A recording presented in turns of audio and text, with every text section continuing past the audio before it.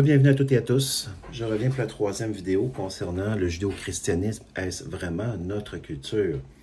Alors, vous savez, dans la précédente vidéo, j'évoquais l'auteur de l'Apocalypse qui serait supposément, selon la tradition, l'apôtre Jean. Une tradition qui n'a pas de fondation sur des preuves qui sont vérifiables et démontrables.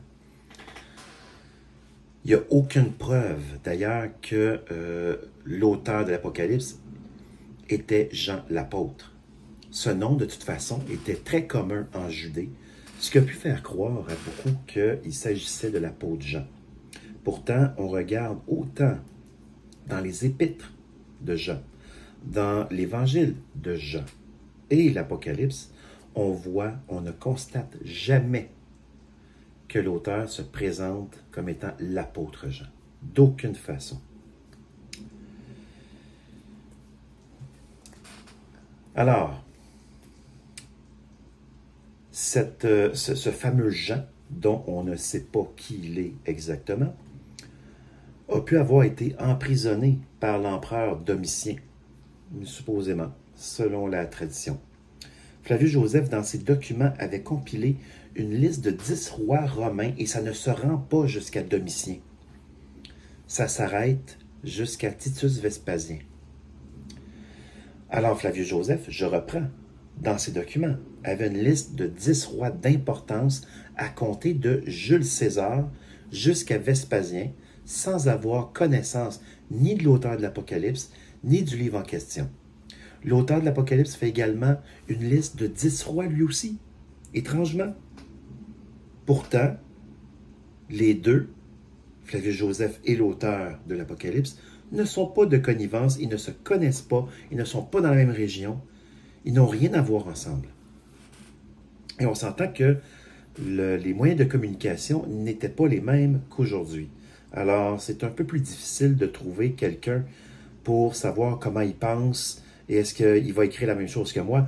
À cette époque-là, les gens, la communication pouvait prendre des semaines, des jours et des semaines pour pouvoir aller transmettre un message, comme je l'ai déjà évoqué dans une autre vidéo là, précédemment. Les moyens de communication pour transmettre un livre, bien, sont pas évidentes par rapport à aujourd'hui, c'est certain. Donc, est-ce que Flavius Joseph pouvait connaître cet auteur-là? Il y a des très grosses chances que non. Alors, l'auteur de l'Apocalypse fait une liste de 10 rois. Et je vais dans l'Apocalypse 17, verset 7. Et l'ange me dit, « Pourquoi t'étonnes-tu? Je te dirai le mystère de la femme et de la bête qui la porte, qui a les 7 têtes et les 10 cornes. La bête serait l'Empire de Rome. » Ça, c'est pas selon la tradition. Les 7 têtes sont 7 empereurs d'importance depuis Jules César. Ce dernier a été institué comme dictateur à vie, un soudain changement politique où le culte de la personnalité est maintenant associé à la prétendue divinité de l'empereur. Les 7 têtes sont du lieu du raisonnement et des décisions qui se prennent et contrôlent en entier tout le reste du corps, représenté d'une part par l'empereur au pouvoir, puis par les peuples assujettis à l'autorité romaine. Alors voyez-vous, les 7 têtes, hein, ces 7 têtes, c'est quand on dit des têtes dirigeantes, bien c'est ça. C'est 7 têtes dirigeantes. C'est eux qui sont le lieu de raisonnement des prises de décision et l'empire. Tous ceux qui sont assujettis à l'empereur sont le reste du corps qui mettent en action les décisions qui ont été prises par les têtes dirigeantes. Dans l'histoire de Rome, depuis Jules César, 7 dictateurs, donc 7 têtes, ont marqué l'histoire romaine sur 10 cornes qui sont 10 dictateurs en tout. Le premier, Jules César. Le deuxième, Auguste César, jusqu'à l'an 14 après Jésus-Christ. Il a régné pendant 40 ans. Tibère, le troisième, qui a régné de septembre de l'an 14 jusqu'en mars de l'an 37, donc 22 ans, plus ou moins 22 ans.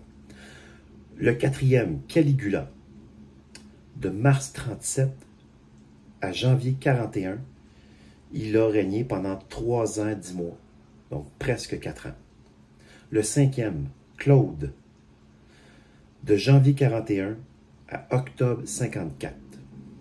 Le sixième, Néron, d'octobre 54 à juin 68, donc environ 13 ans, 7 mois.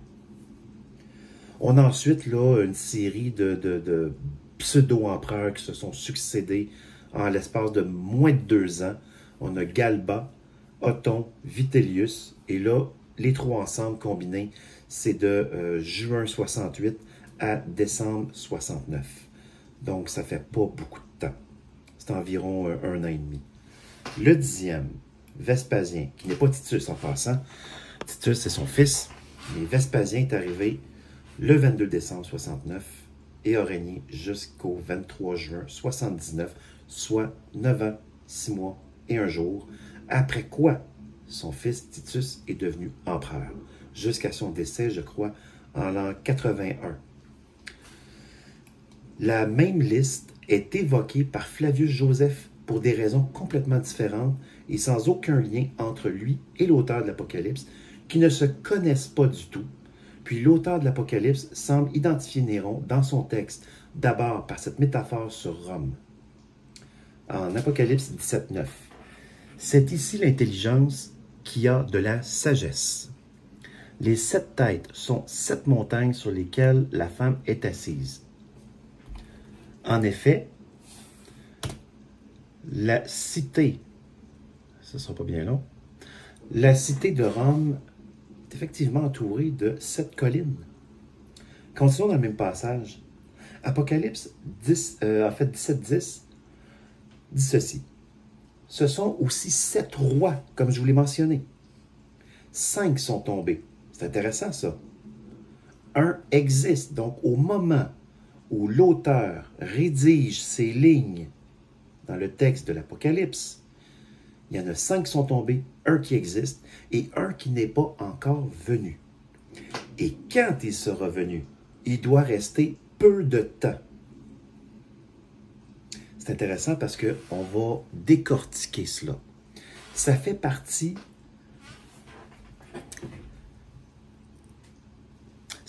de l'appropriation culturelle judéo-christianisme.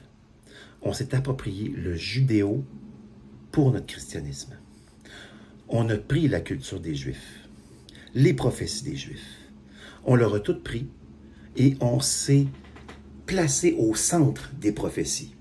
C'est ça qu'on a fait. C'est pour ça que j'ai évoqué ce sujet-là et que j'utilise en même temps l'Apocalypse. Parce que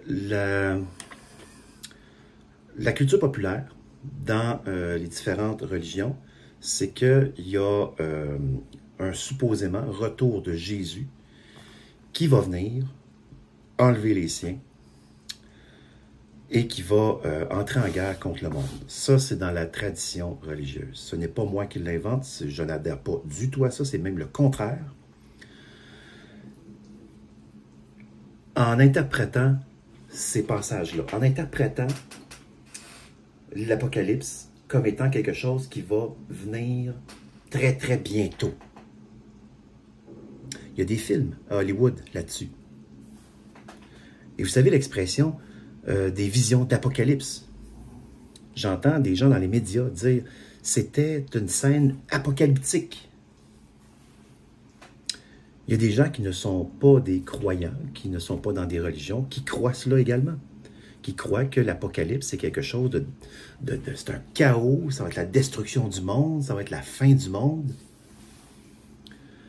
Ce n'est rien de cela. Absolument rien de cela. C'est de l'appropriation culturelle, mosaïque, prophétique, nommez-les tous, tout ce qui a rapport à la Judée, on se l'est approprié. C'est ce qu'on a fait. Alors que quelque chose de beaucoup plus simple, beaucoup plus terre-à-terre et historique euh, qui émane en fait de ce texte à la lumière de l'histoire.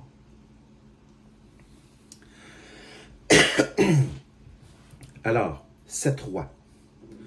On remarquera que les 3 rois qui se sont succédés sur 18 mois après Néron n'y figurent pas, car ils n'ont pas la même importance que les 7 mentionnés. Ils font partie des 10 cornes, mais ne font pas partie spécifiquement du cercle des 7.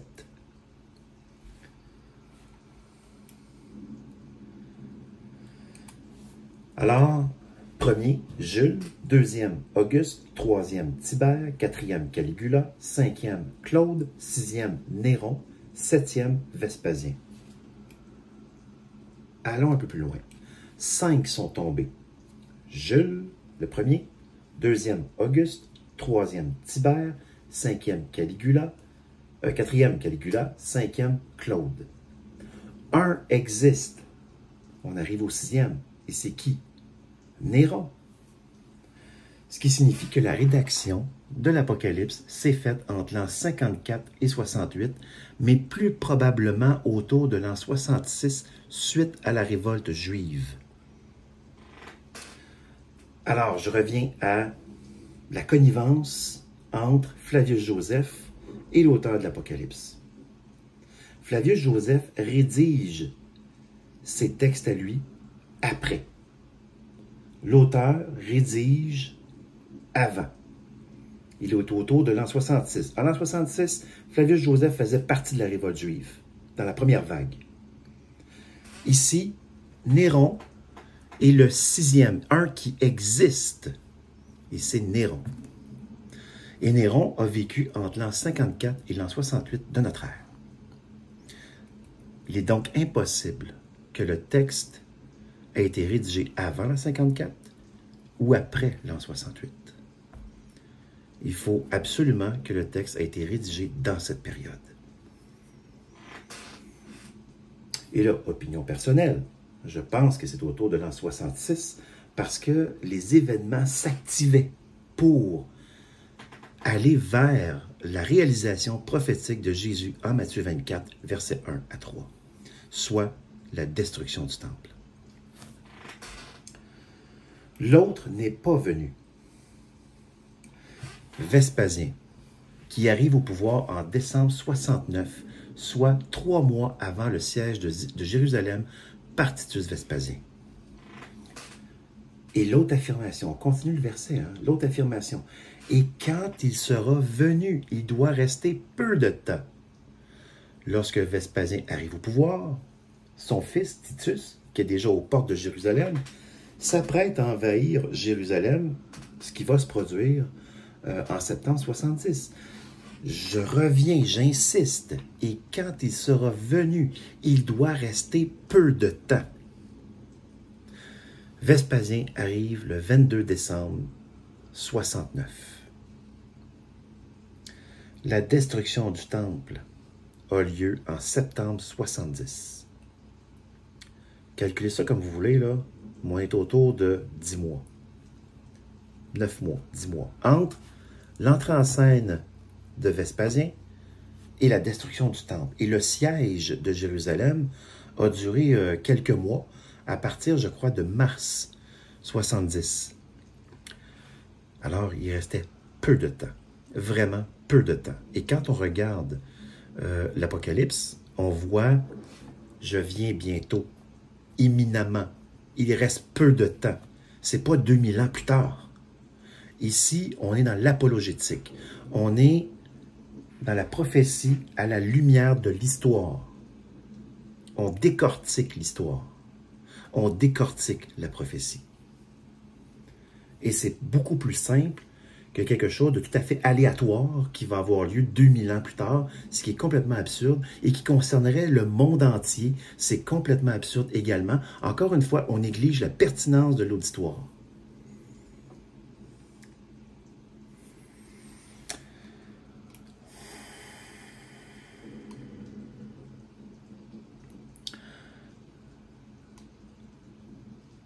Alors, plutôt que de poursuivre, parce que ça pourrait être encore, je crois, assez long, je vais clore cette vidéo et je reviendrai pour, je pense, peut-être pas la conclusion, mais je dirais la conclusion de cette partie-là par rapport à l'auteur de l'Apocalypse. Je termine quand même en disant, en revenant dans le fond sur certaines notions, une en particulier, c'est qu'on s'est approprié les prophéties qui ont été évoquées par Jésus, par l'auteur de l'Apocalypse, par l'apôtre Paul dans 1 Thessaloniciens 4 et dans Ézéchiel, pas Ézéchiel, c'est-tu Ézéchiel? Où je pense que c'est Ézéchiel concernant un supposément troisième temple et ainsi de suite. On s'est approprié ça pour nous. On a déshabillé les Juifs de leurs prophéties pour prendre leurs vêtements prophétiques et se les mettre sur nous. C'est une image, bien entendu. Et je trouve ça injuste. En ce qui me concerne, c'est de restituer ce qui leur appartient. Parce que c'est ça la réalité. C'était des prophéties qui leur appartenaient. Alors voilà, ça clôt pour cette vidéo et je reviens pour la conclusion de cette partie du moins. Mais disons que la série ne sera pas terminée encore. Alors je vous remercie, à bientôt.